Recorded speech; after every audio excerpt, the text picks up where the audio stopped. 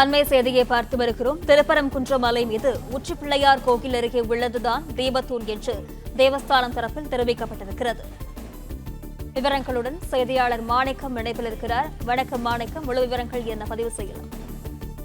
திருப்பரங்குன்றம் விவகாரத்தில் தமிழ்நாடு அரசு தொடர்ந்திருக்கக்கூடிய மேல்முறையீட்டு மனு மீதான விசாரணை தற்பொழுது 2வது நாள் தொடங்கி நடைபெற்று வருகிறது. தேவஸ்தான தரப்பு வழக்கறிஞருடைய வாதங்கள் நிறைவு பெற்றிருக்கக்கூடிய சூழல்ல தற்பொழுது இந்து சமய அறநிலைத்துறையின் சார்பில் வாதங்கள் முன்வைக்கப்பட்டு வருகிறது. அதில் மிக முக்கியமாக திருப்பரங்குன்றம் மலை உச்சியின் மேல் இருக்கக்கூடிய அந்த தூண் தீபத்தூண் என்பதற்கான ஆதாரங்கள் எதையும் மனுதாரர் சமர்ப்பிக்கவில்லை. மேலும் அது தீபத்தூண் தான் என்பது நிரூபிக்கக்கூடிய ஆதாரங்கள் ஏதும் இல்லை. ஆனால் கீழே இருக்கக்கூடிய உச்சி பிள்ளையார் கோயில் அருகே இருக்கக்கூடிய தீபத்தூண் நாயக்கர் காலத்து தீபத்தூண். அந்த தூண் தான் உண்மையிலேயே மத வழிபாட்டுக்காக பயன்படுத்திய தீபத்தூண். மற்றவை போன்று இன்னும் பிற மதுரை பகுதியில் இருக்கக்கூடிய மலைப்பகுதிகளில் கூட மேல் இருக்கக்கூடிய உச்சி பிள்ளையார் கோயில் மேல் தாண்டி மனுதாரர் கோரக்கூடிய பகுதியில் இருக்கக்கூடிய தூண்கள் போன்று பல இடங்களில் தூண்கள் இருக்கிறது.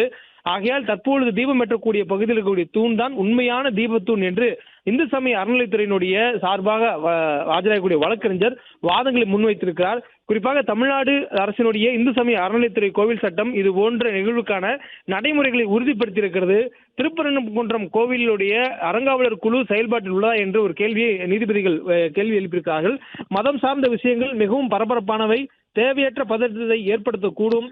கோவில் அறங்காவலர் குழு உறுப்பினர்களை கோவில் மீது பற்று இல்லாதவர்கள் போல் தற்போது சித்தரித்து வருகின்றனர் என்ற ஒரு வாதத்தை வழக்கறிஞர் ஜோதி முன்வைத்திருக்கக்கூடிய சூழல்ல நாகசாமி எழுதிய புத்தகத்தை 1981 தமிழ்நாடு அரசு தொல்லியல் ஆய்வுத்துறை சார்பாக எழுதப்பட்ட அந்த புத்தகத்தை நீதிபதிகள் முன்பு தற்பொழுது இந்து சமய அறநிலையத்துறை சார்பாக வாதிட்ட வழக்கறிஞர் சமர்ப்பித்திருக்கிறார். மேலும் இதில் கார்த்திகை தீபம் குறித்து தெளிவாக கூறியுள்ளனர். மலையடிவாரத்தில் இருந்து பாதி வழியில் இறங்கி சென்றால் தீபத்தூண் ஒன்று இருப்பதை காணலாம். நாயக்கர் கால தீபத்தூண் அது. அந்த தீபத்தூணில் தான் அனுமான் உடைய உருவம் பொறிக்கப்பட்டிருக்கிறது. ஆண்டவன் தலை மீது உள்ள தூண் அது என மக்கள் நினைக்கின்றனர். அங்கு விளக்கேற்றினால் நன்மை நடக்கும் என கூறப்படுவதாக அந்த புத்தகத்தில் எழுதப்பட்டுள்ளது என்று அந்த தொழில்துறை எழுதப்பட்டிருக்கக்கூடிய இந்த புத்தகத்தை மேற்கோள் காட்டி இந்து சமய அறநிலைத்துறை சார்ந்து வழக்கறிஞர் வாதத்தை முன்வைத்திருக்கிறார். மேலும் தற்போது உச்சி பிள்ளையார் கோவில் அருகில் இருப்பதுதான் உண்மையான தீபத்தூண் எனவும் குறிப்பிட்டிருக்கிறார். மேலும் திருப்பரங்குன்றத்தில் உள்ள ஒரே தீபத்தூண் நாயக்கர் கால தீபத்தூண், மற்றவை தீபத்தூணை அல்ல என்றும் இந்து சமய அறநிலைத்துறையினுடைய வாதங்களில் தெரிவிக்கப்பட்டிருக்கிறது. ஆனால் தனி நீதிபதி அங்கு போய் பொது இடத்தில் தீபம் ஏற்றுங்கள் என்று கூறுவது எவ்வாறு ஏற்றுக்கொள்ள முடியும் என்றும் கேள்வியாக அறநிலையத்துறை சார்பிலான வாதங்கள் முன்வைக்கப்பட்டிருக்கு. மேலும் வழக்கமாக தீபம் ஏற்றப்படும் தூண்களில் நாயக்கர்களின் பெயர்கள் பொறிக்கப்பட்டுள்ளன. ஆனால் மலை உச்சியில் உள்ள தூணில் எதுவும் இல்லை என்று அறநிலையத்துறை சார்பினுடைய வாதங்களில் முன்வைக்கப்பட்டிருக்கிறது. மேலும் பண்பாடாக பாரம்பரியமாக நாயக்கர் காலத்தில் இருந்தே வழக்கமான இடத்தில் தீபம் ஏற்றப்படுகிறது. தற்போது ஏற்றப்படக்கூடிய தூணிற்கு இவ்வளவு ஆதாரங்கள் இருக்கக்கூடிய சூழல்ல மலை உச்சியில மனுதாரர் கேட்கக்கூடிய இடத்தில் இருக்கக்கூடிய அந்த தூணில் தீபம் ஏற்றியதற்கான ஆதாரங்கள் ஏதேனும் இருக்கிறதா?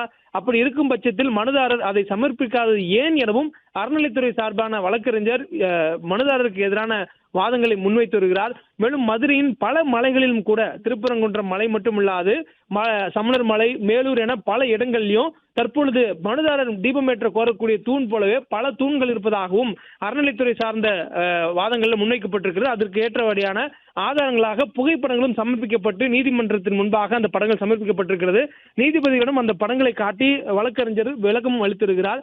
மதுரையின் நாற்புறமும் உள்ள மலைகளில் உள்ள தூண்கள் குறித்து படங்களை நீதிபதியிடம் அறநிலைத்துறை சமர்ப்பித்திருக்கிறார்கள். மேலும் இந்த தூண் என்பது மயிலை சீனிவாசன் வரலாற்று ஆய்வாளர் சமண தூண்கள் குறித்து பல தகவல்களை கூறியிருக்கிறார் என்று ஒரு புது வகையான தகவலும் சொல்லப்படுகிறது. நீதிமன்றத்துக்கு இதுவரையிலும் இந்த வழக்கு தொடர்பாக சமர்ப்பிக்கப்படாத பல புது தகவல்கள், வரலாற்று ரீதியிலான ஆய்வுகள் மற்றும் அதன் அடிப்படையில் எழுதப்படக்கூடிய புத்தகங்கள் என அனைத்தையும் மேற்கோள் காட்டி இந்து சமய அறநிலையத்துறையின் சார்பான வாதங்களில் முன்வைக்கப்பட்டிருக்கிறது. அதிலும் குறிப்பாக மயிலை சீனிவாசன் வரலாற்று ஆய்வாளர் எழுதிய அந்த புத்தகத்தினுடைய புத்தகமான சமணமும் தமிழும் சான்றாக உள்ளது என்றும் குறிப்பிடப்பட்டிருக்கிறது. சமணமும் தமிழும் என்ற புத்தகத்தில் பண்டைய காலத்தில் சமணம் மதுரையில் தலை தோங்கி நின்றது எனவும் அப்போது சமணர் வாழ்வியல் படுகைகளில் தூண்கள் குறித்தவற்றை பற்றி விரிவாக பதிவு செய்யப்பட்டுள்ளது எனவும் அந்த புத்தகத்தை நீதிபதியிடம் அறநிலைத்துறையினர் வழக்கறிஞர்கள் காட்டி அந்த புத்தகத்துடைய மேற்கோள்களையும் குறிப்பிட்டு வருகிறார்கள். இதுபோல் இந்த தூண் மனுதாரர் கோரக்கூடிய திருப்பரங்குன்றம் மலை உச்சியின் மீது இருக்கக்கூடிய அந்த தூண் என்பது தீபத்தூண் என்பதற்கான ஆதாரம் இல்லை. அது நாயக்கர் காலத்திற்கு முன்பு இருந்த தூண், அது ஒரு சர்வே தூணாகவோ அல்லது வேறு வகையான தூணாகவோ இருக்கலாம் என்ற வாதங்கள் சொல்லப்படக்கூடிய நிலையில அது தீபத்தூண் தான் என்பதற்கான ஆதாரங்கள் எதுவும் இல்லை என்பதை இதுவரையிலும் இடம்பெற்றிருக்கக்கூடிய வரலாற்று ஆய்வுகளை முன்னிறுத்தி வாதங்களை முன்வைத்திருக்கிறார்கள். மேலும் நாகமலை, பசுமலை, திருப்பரங்குன்றம், அழகர் மலை, சித்தர் மலை, சமணம் மலை இப்படி எல்லா மலைகளிலுமே இது போன்ற வெவ்வேறு அளவுடைய தூண்களை பார்க்க முடியும் என்றும் அறநிலைத்துறையினுடைய வாதங்களில் முன் சொல்லப்பட்டிருக்கிறது.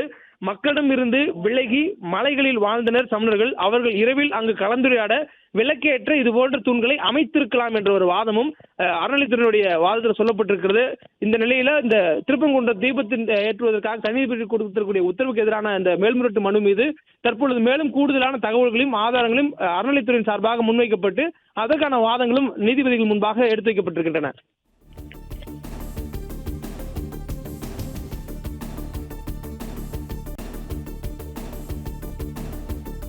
மாணிக்கம், விவரங்களுக்கு நன்றி.